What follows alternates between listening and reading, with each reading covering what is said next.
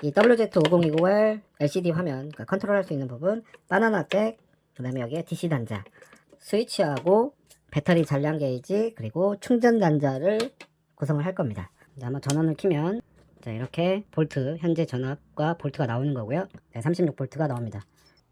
안녕하세요, 진반장입니다. 오늘은 휴대용 파워 서플라이를 한번 만들어 보겠습니다. 준비물은 배터리 30개, 개당 한 500원 정도씩 예전에 구매했던 거고요. 그 다음에 파워 서플라이 WZ5020L 모델 25,000원, 그리고 CBS BMS 알리에서 한 $8 정도, 그리고 배터리 잔량 게이지 한 8,000원, 그리고 하이박스 사이즈가 190-280에 130 사이즈 11,000원, 바나나 잭 1,000원, 그 다음에 DC 단자 1,000원, 그리고 원형 스위치 600원, 배터리 홀더, 배터리 홀더는 있어도 되고 없어도 됩니다. 그리고 그 밖에 케톤 테이프랑 필라멘트 테이프 등이 필요합니다.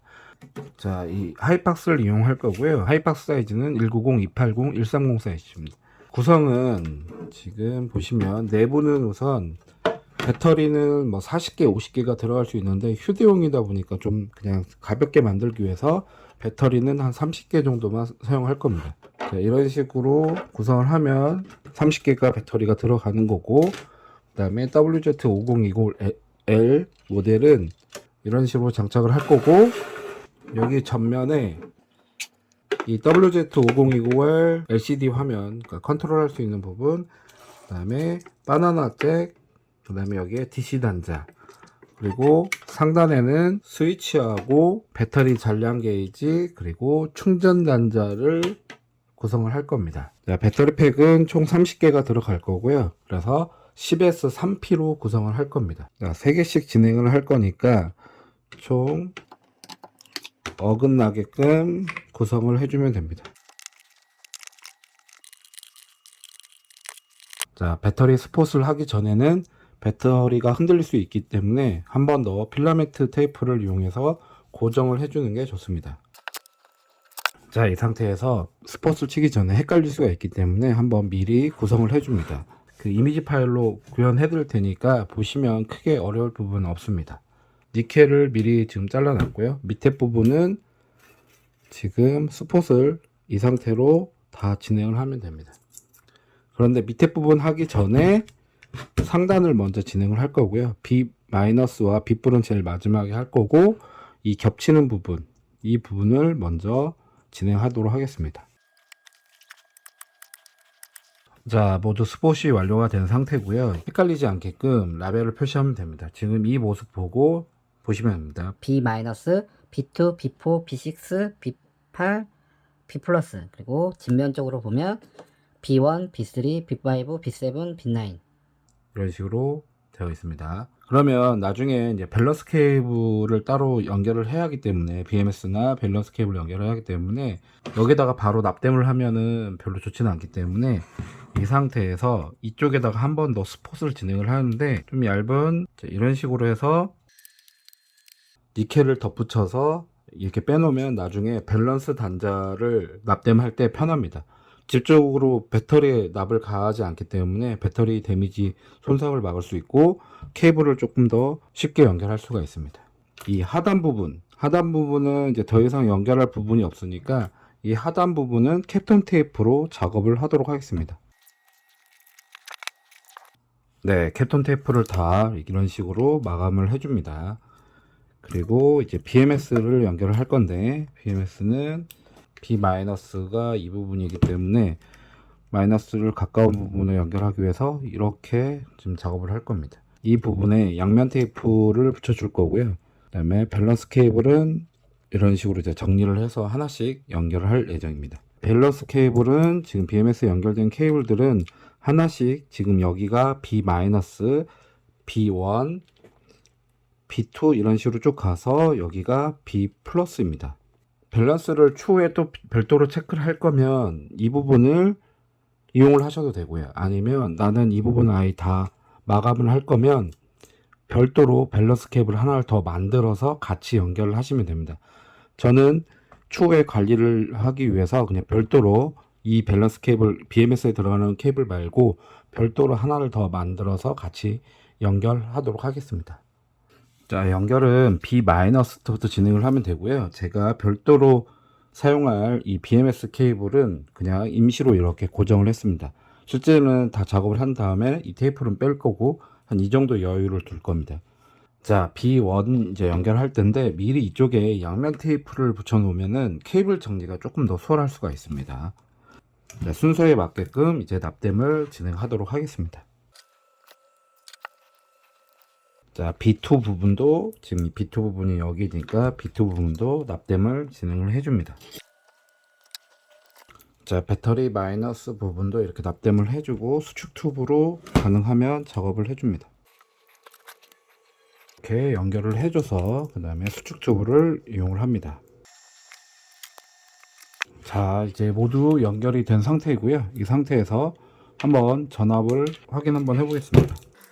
자, 우선은 양쪽 끝에 XT30 단자는 충전 단자, XT60 단자는 출력 단자를 구성을 했고요. 지금 현재 전압이 한 개당 3.7V니까 한 36, 37이면 정상적으로 작동이 된 케이스라고 보시면 되고요. 두 개의 전압을 확인해 보면 37V니까 정상적이고요. 그러면 BMS는 정상적으로 연결된 상태이고, 혹시 이 상태에서 셀 밸런시기로 한번 연결을 해서 한번 보겠습니다. 네, 셀 밸런시기로 체크를 해보면 10셀이 정상적으로 인식된 것을 확인할 수 있습니다. 이제 마무리로 케이블 정리를 하도록 하겠습니다. 자, 개톤 테이프로 이제 외관을 다 마무리를 했으면 충격 방지를 위해서 이런 테이프를 이용해서 한 번 더 외관을 감싸고 마무리로 수축 튜브를 작업을 하는 게 좋습니다.